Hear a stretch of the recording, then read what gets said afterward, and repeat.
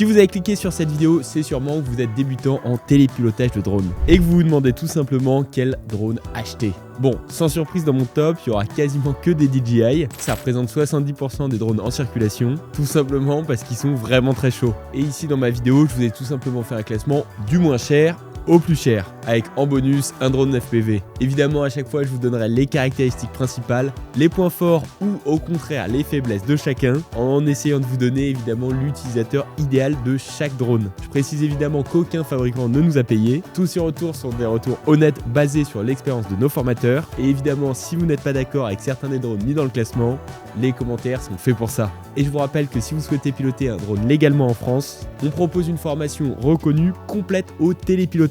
Cette formation, elle a pour but de vous rendre télépilote certifié et comme elle est reconnue, vous pouvez la faire financer jusqu'à 100%. Pour les curieux, je vous mets le lien en commentaire. Allez, on commence avec notre premier drone.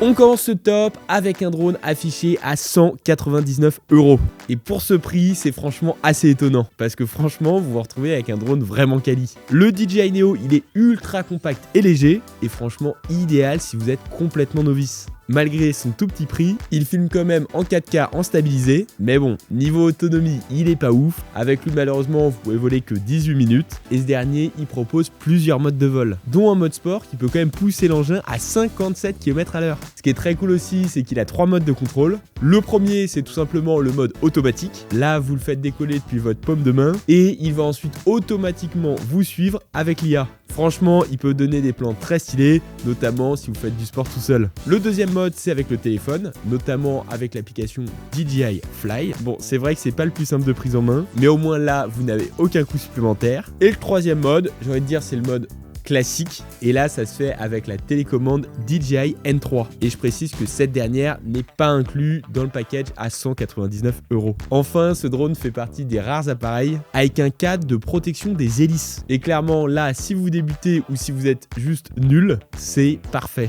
car vous allez pouvoir vous prendre pas mal de murs avant de le casser. Bon, peut-être pas si vous prenez un mur à 57 à l'heure. Les plus de ce drone, vous l'aurez compris, déjà c'est son prix. Ensuite, on a clairement ses modes de conduite, notamment le mode de suivi automatique avec l'IA. Et après, je dirais que c'est le côté cadre de protection et légèreté. Pour ce qui est des moins, la télécommande, elle n'est pas inclue. Après, franchement, vu le prix, il faut pas rêver. Il n'y a pas de technologie d'évitement d'obstacles en mode manuel. Et c'est vrai qu'on a une autonomie qui est quand même un petit peu faible. Donc, à qui je conseillerais ce drone ?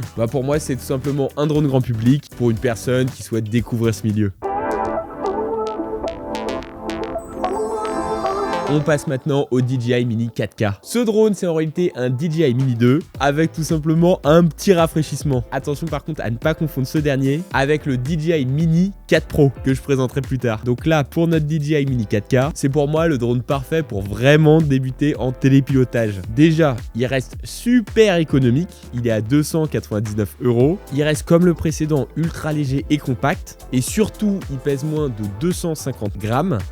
Qui permet d'éviter quand même pas mal de galères administratives et il va quand même pouvoir nous faire des rendus semi-pro. Côté perf, ce dernier il filme en 4K à 30 images par seconde, le tout avec une stabilisation mécanique en 3 axes et ça nous permet de faire des vidéos assez fluides. Donc dès le premier vol, même si vous êtes novice, franchement vous allez réussir à faire des captas vraiment cool. Son autonomie, c'est aussi un vrai point fort parce que là, une batterie nous permet de tenir jusqu'à 31 minutes et pour info, la moyenne actuellement dans le milieu des drones petit budget, c'est entre 15 et 30 minutes. On a aussi plusieurs modes de vol, comme le fameux Quick Shot, qui vous permet de réaliser automatiquement des plans super cool. En gros, c'est des trajectoires préprogrammées automatiquement, et avec ça, vous allez pouvoir mettre plein d'effets, genre dronie, roquette, helix. Et pour ce qui est du contrôle, là aussi, plusieurs possibilités. Soit déjà avec la télécommande DJI RC-N1, qui est inclus de base dans le package, et là, vous avez une portée de transmission jusqu'à 10 km. Sinon, comme le précédent drone, vous pouvez aussi utiliser l'application.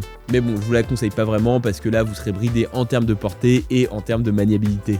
Les plus de ce drone, déjà, on a clairement son prix. Il est quand même très compétitif pour un drone qui filme en 4K. Après, je dirais sa caméra stabilisée et ses différents modes de vol. Et enfin, son autonomie qui est très sympa avec 31 minutes. Les moins, pas de capteur d'évitement d'obstacles et on a des fonctionnalités légèrement limitées si vous êtes vraiment un utilisateur avancé. Donc à qui je conseillerais ce drone ? Aux personnes qui souhaitent vraiment débuter dans le télépilotage et qui cherchent un modèle qui est fiable, facile à piloter et aussi évidemment économique. Si vous pensez que vous êtes ce type de personne, alors je pense qu'il est fait pour vous. Bon, si ça tenait qu'à moi, il y aurait sûrement que des DJI dans ce guide d'achat. Mais bon, par peur d'être taxé d'influenceurs payés par DJI, je vous ai quand même mis d'autres modèles de drones. Bon, plus sérieusement, ce modèle, c'est pour moi un très bon compromis à la gamme mini de DJI, avec son prix de 320 € et un poids de moins de 249 grammes. Là, ce modèle, il cherche clairement à cibler les débutants ou ceux qui souhaitent des appareils simples à piloter et très facilement transportables. Côté captation, il est capable de prendre des photos en 12 mégapixels et des vidéos en 4K à 30 images par seconde. On a aussi une stabilité électronique qui est assurée par une techno propriétaire et qui va nous permettre de réduire de manière assez efficace toutes les oscillations pour essayer d'avoir les capteurs les plus fluides possibles. Cependant, évidemment, faut pas rêver, même avec une stabilisation électronique, si vous commencez à entreprendre des manœuvres vraiment complexes ou que c'est la tempête, ça ne fera pas de miracle. Ce modèle, il est pilotable avec des vents jusqu'à 28 km/h. Niveau portée, on peut le piloter jusqu'à 4 km, le tout avec une connexion qui est quand même plutôt stable et une faible latence. Pour l'autonomie, il fait aussi bien que son concurrent le Mini 4K, étant donné que ce modèle, il peut aller jusqu'à 31 minutes, sauf que là, cette fois-ci, le modèle de base, il est livré avec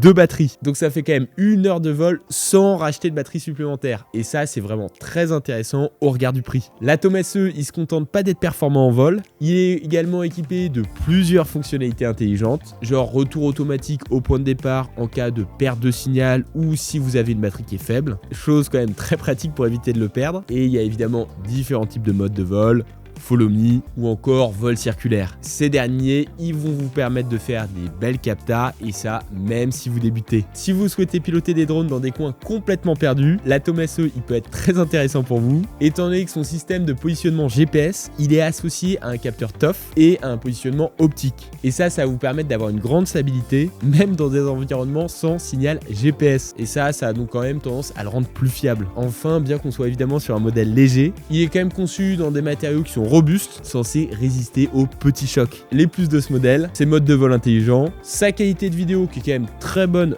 au regard de son prix, et les moins, on n'a pas de stabilisateur mécanique et son interface, elle est quand même moins intuitive. Donc à qui je recommanderais ce drone ? Le Potensic Atom SE est évidemment un excellent choix quand vous commencez, et si vous cherchez un drone avec une très grosse autonomie, le tout à petit prix.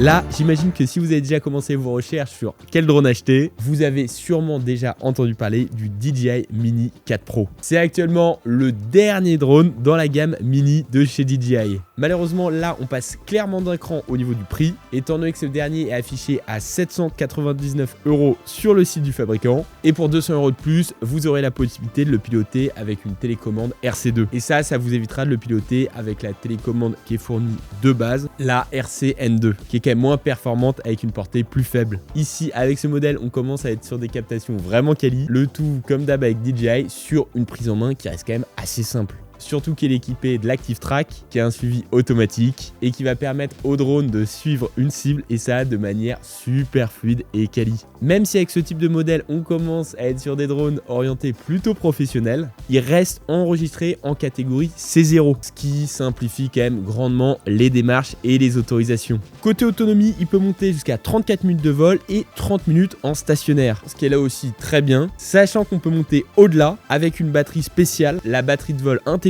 Plus, et on peut tenir avec 45 minutes en vol et 39 minutes en stationnaire. Mais par contre, là je vous préviens, vous dépassez la catégorie C0, étant donné que cette dernière est plus lourde. Sachant que si je dis pas de bêtises, je suis pas sûr qu'on peut se la procurer en France. Donc pour moi, les plus de ce drone, c'est sa qualité d'image vraiment impressionnante, avec des options de tournage en 4K HDR et même une option au ralenti, son système d'évitement d'obstacles qui est quand même bien pratique, et son poids plume de moins de 249 grammes qui va vous faciliter à la fois votre transport et surtout les contraintes administratives. Les moins, évidemment le prix, là on n'est plus dans des catégories débutants, même si honnêtement ce modèle reste quand même un très bon rapport qualité-prix. Et si vous voulez faire des plans vraiment sympas, il va pas très bien gérer la captation en basse lumière. Donc à qui je conseillerais ce drone ? Pour moi il est un petit peu à la frontière entre le particulier qui a quand même un peu de budget à mettre et la personne qui veut commencer à se professionnaliser, genre première année en freelance.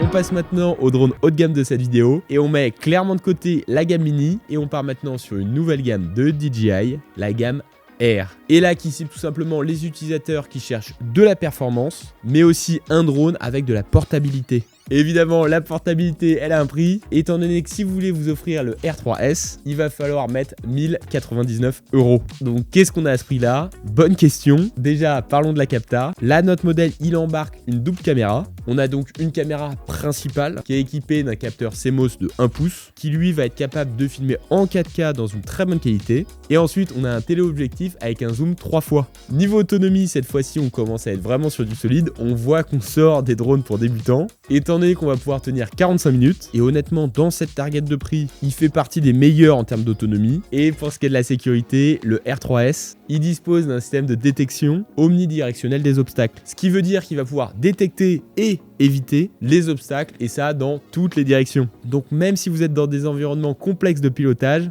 ça devrait bien se passer. Pour le gérer, plusieurs options s'offrent à vous. Soit vous utilisez la commande DJI RC-N3 qui est incluse dans le package de base, ou encore une fois, vous passez par l'application DJI Fly. Et avec le système de transmission vidéo DJI O4, là, vous pouvez obtenir un retour direct jusqu'à 20 km de distance. Le tout avec une qualité en 1080p et 60 images par seconde. Côté fonctionnalité, là encore, on retrouve toutes les options de vol intelligent, comme le mode panorama libre ou tous les quick shots. Et si vous aimez jouer avec les couleurs en post-production, la caméra, elle prend en charge le profil D-Log-M en 10 bits.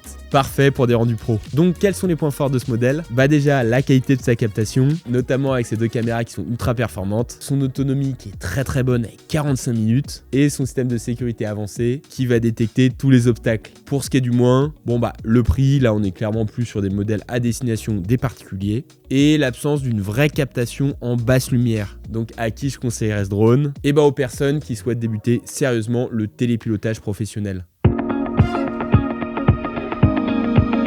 Bon, on a fini avec les drones caméra. C'est le moment de vous présenter le drone que je conseillerais en FPV si vous voulez débuter. Et on est sur le drone DJI Avata 2. Il est vraiment conçu pour rendre les premiers vols FPV accessibles à tous. Et ça, même aux novices. Que je le rappelle, le FPV, c'est quand même beaucoup plus compliqué. Son prix de départ est à 999 €. Et là, il va combiner performance, immersion et sécurité. Là, pour ce prix, on est avec un drone qui pèse 379 grammes. Donc, on est évidemment plus sur la catégorie de base en termes de réglementation. Et il possède une protection d'hélice intégrée. Niveau caméra, il filme en 4K. Et ça, jusqu'à 100 images par seconde. Le Avata, il est équipé de la technologie Rocksteady, qui est indispensable pour filmer de manière fluide et ça à grande vitesse. Question lunettes, il est livré avec les DJI Goggles 3 et sans s'éterniser dessus, là vous aurez une résolution de 180 pixels devant les yeux, ce qui est largement suffisant. Côté autonomie, c'est normal d'être déçu car les drones FPV offrent toujours moins d'autonomie. Là vous allez pouvoir tenir 23 minutes avec ce dernier et pareil que pour les précédents drones, l'Avata a des capteurs d'évitement d'obstacles. C'est pour ça que je vous disais qu'il était vraiment pensé pour les débutants en FPV. Les plus de ce drone, sa caméra ultra performante, son design qui est robuste notamment avec des protections d'hélice intégrées et son système de détection d'obstacles qui fonctionne vraiment plutôt pas mal et ça c'est vraiment cool quand on débute en FPV. Les moins, son autonomie qui reste limitée à 23 minutes et son prix qui reste quand même un peu élevé quand on veut se mettre à une nouvelle discipline. Donc à qui je conseille ce modèle? Et à tous ceux qui ont un peu de budget mais qui souhaitent quand même découvrir le FPV. Parce que là vous serez quand même sur un drone sécure et facile de prise en main. Et au moins là vous évitez pas mal de contraintes de départ en FPV. Bon, dans ce top, vous l'avez vu, il y a quasiment que des drones DJI. J'aurais très bien pu vous parler des drones hôtel robotique, Parrot ou encore Skydio. Mais le gros avantage des drones DJI, c'est qu'ils sont vraiment très faciles de prise en main, surtout pour les débutants. Et là, c'était clairement l'axe de la vidéo. Je l'ai peu dit aussi, mais les drones présentés ici, ils allaient de la classe C0 à la classe C2. Et les classes de drones, ça sert tout simplement à définir la catégorie réglementaire. Donc c'est notamment ça qui va encadrer leur utilisation en fonction de leurs caractéristiques techniques, de leur poids, de leur usage et surtout au niveau de risque associé au télépilotage de ce dernier. Et si vous débutez, vous allez vite être perdu. Évidemment, plus on rentre dans des drones de catégorie spécifique, plus l'utilisation de ces derniers est encadrée. Et c'est vrai que très vite, dès qu'on veut sortir du stade amateur du télépilotage, on est obligé de se former pour pouvoir obtenir les agréments légaux. Nous, à la Nouvelle École, on propose une formation justement en petits groupes pour vous apprendre la théorie mais aussi la pratique et vous certifier officiellement dans le télépilotage. Si tout ça vous intéresse, je vous mets le lien en description et évidemment on est là pour répondre à toutes vos questions. N'oubliez pas de liker, de commenter et de partager et je vous dis à très vite.